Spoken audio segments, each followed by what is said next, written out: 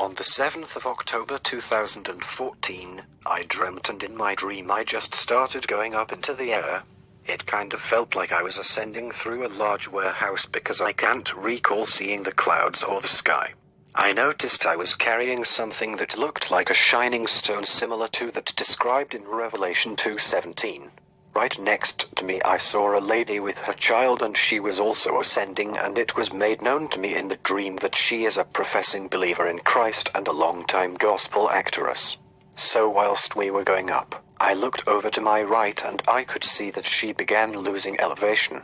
So I grabbed a hold of her, but as I did that, we started descending back down and I landed in a kitchen, but I could no longer see her or her child, but I saw us all descending. I think the child most likely was raptured out of her mother's hands. As for me, when I landed in the kitchen, I saw my earthly father and he was cooking. He gave me direction on how to get to the venue of the place in which I initially was ascending to. I sensed that I went through the first door with some difficulty, and in my mind, I felt that the final and actual venue door, which I felt referred to the marriage supper of the Lamentarans, was shut and would not be taking anyone else in. At this point my dream ended. For me, this dream had Matthew 25 written all over it.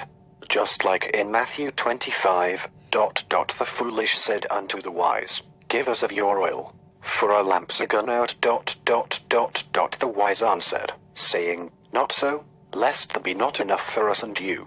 But go ye rather to them that sell, and buy for yourselves. Matthew 25:8-9. In my case, however, I began sharing my oil, only to my own literal downfall. I don't completely understand the whole meaning of this dream, but I just hope that I will be found worthy on the day of the rapture. Amen. Thanks for listening and take care.